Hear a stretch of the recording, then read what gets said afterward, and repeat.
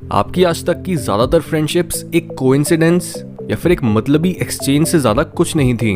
यानी या तो आपको आपके फ्रेंड्स स्कूल, कॉलेज, जॉब या फिर किसी और जगह पर मौजूद होने से मिल गए, या फिर आप दोनों को एक दूसरे से बस अपना अपना मतलब निकालना था इसलिए आप दोस्त बने। आपने उन्हें कॉन्शियसली चूज नहीं करा था, बल्कि सिचुएशन कुछ ऐसी थी कि उसने दो लोगों को आपस में मिला दिया। आप बस उनके साथ फ्रेंडली इसलिए हुए थे क्योंकि आप सेम एनवायरनमेंट में पढ़ाई या फिर काम करते थे। आपकी फ्रेंडशिप्स एक एक्सीडेंट हैं, ना कि आपकी बेस्ट और मोस्ट यूजफुल चॉइस। यही वजह है कि क्यों ज्यादातर दोस्तियां कॉलेज या फिर स्कूल खत्म होने या फिर ऑफिस बदलने पर खत्म हो जाती हैं, क्योंकि असल में वो फ्रेंडशिप नहीं बल्कि बस फ्रेंडलीनेस थी। ऐसी दोस्ती को आप असली दोस्ती नहीं बोल सकते। असली दोस्ती में आप ये नहीं सोचते कि उसमें आपका क्या बेनिफिट है, बल्कि आप किसी को इसलिए अपना दोस्त बनाते हो क्योंकि आप उसमें मौजूद क्वालिटीज को एडमायर करते हो और उसे और बेहतर बनने में मदद करना चाहते हो।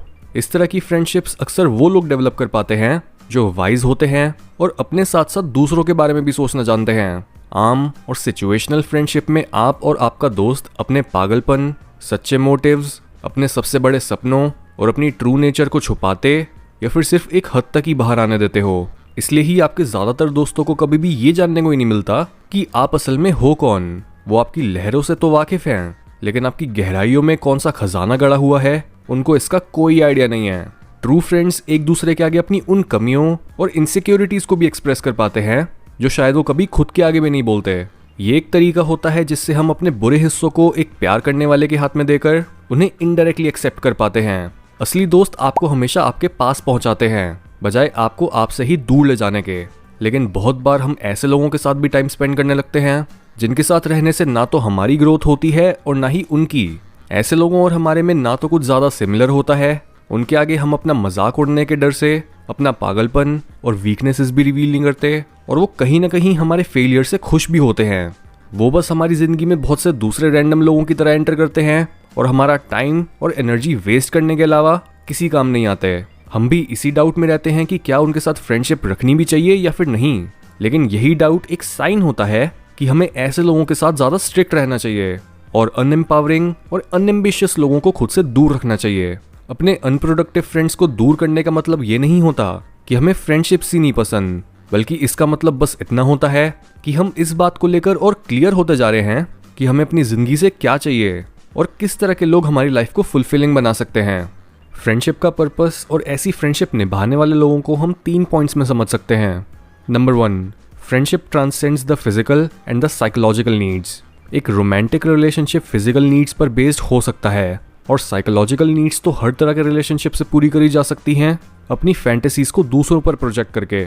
हाउएवर, अगर हम फ्रेंडशिप को उसकी गहराई में समझने की कोशिश करें तो यहाँ ना तो आपको फिजिकली अपने फ्रेंड से कुछ चाहिए होता है, ना ही आप उससे फाइनेंशियली कुछ गेन करना चाहते हो, और ना ही आप ये सोचकर उसके साथ हो कि उसके साथ रहने से दूसरे लोग आपको ज्यादा रिस्पेक्ट या फिर अटेंशन देंगे। फ्रेंडशिप का असली पर्पस ट्रू लव की ही तरह स्पिरिचुअल नेचर का होता है, क्योंकि फ्रेंडशिप भी एक तरह का प्यार ही है। Number 2, a friendship brings you ट्रेमेंडस health.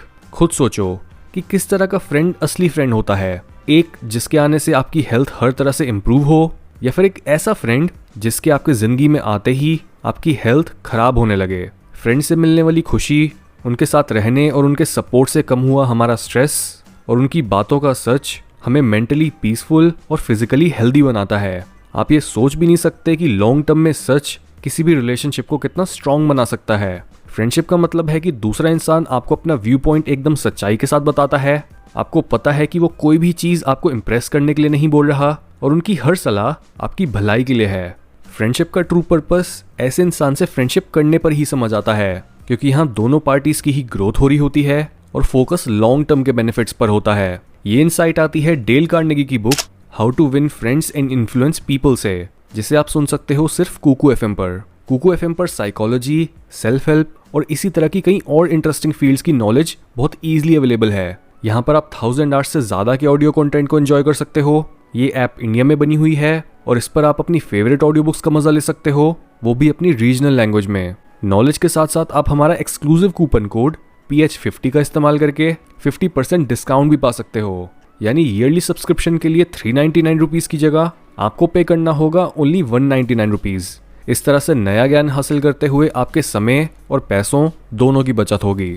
इसलिए अपनी लर्निंग और नॉलेज हासिल करने के तरीके में एक बड़ा बदलाव लाओ। कुकू एफएम को डिस्क्रिप्शन लिंक से डाउनलोड करके और हमारा स्पेशल कूपन कोड PH50 का यूज़ करके। Number 3, friendship is not of necessity but of ennoblement. जो भी फ्रेंडशिप सिचुएशनल यानी बस आउट ऑफ नेसेसिटी शुरू होती है, वो फ्रेंडशिप टेम्परेरी होती है और आपको ज़्यादा ग्रो नहीं करती। इसे डीपली समझो कि टाइम पास करने के लिए किसी को अपना कंपेनियन बना लेना ये फ्रेंडशिप नहीं बल्कि बस फ्रेंडलीनेस होती है। फ्रेंडशिप में आप दोनों का फोकस एक दूसरे की इनोबलमेंट यानी एक दूसरे को ज़्यादा रिस्पेक्टफुल बनाने, महानता की तरफ धकेलने और एक दूसरे की सफरिंग कम करने पर होता है। आप जब एक इंसान को खेल खेल में ही उसे उसके सांसारिक जीवन से ऊपर उठना सिखा देते हो, उसे बोला जाता है फ्रेंडशिप। फ्रेंडशिप सिर्फ इतनी नहीं होती कि चलो बाहर घूमने या फिर खाने पीने चलें या फिर साथ में गेम्स खेलें और खुद को एंटरटेन करें। ये चीज़ें एक ट्रू फ्रेंडशिप का हिस्सा सिर्फ तभी बन सकती हैं जब इनके साथ आप दोनों की स्पिरिचुअल डेवलपमेंट भी जुड़ी हो।